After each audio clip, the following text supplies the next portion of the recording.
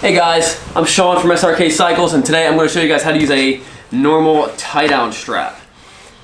Now, I know it sounds dumb, but you'd be surprised most people don't know how to use a tie-down strap. If you do it the wrong way, it'll be made very evident. Look, so here's the wrong way. I'm going to put it on the wrong side. I'm going to pull it through to make it the size I want to, and because it's the wrong way, I can't actually do it. I can't actually ratchet or put it down.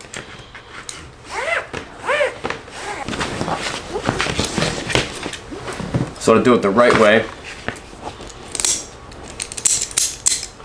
get everything where you want it. Put this piece through, and then you want to pull it as tight as you can, and then release the buckle. And then you start ratcheting it tighter,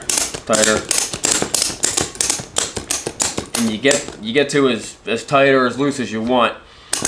And then even at this point, it's still locked in. Wherever it's at, it's still locked in. It can't go anywhere. But it's normal just to.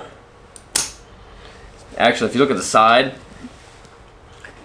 that piece fits in there, so that actually locks it in, so that it cannot come undone at all. So right there you have a fully locked tie-down strap.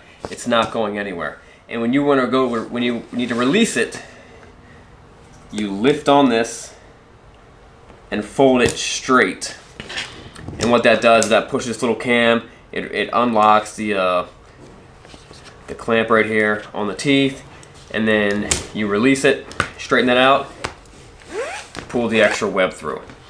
I hope that helps, guys. If you're wondering, these are our Tank Strap brand straps.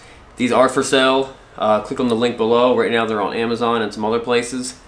And they are the toughest, baddest straps you can get. We use them for transporting motorcycles.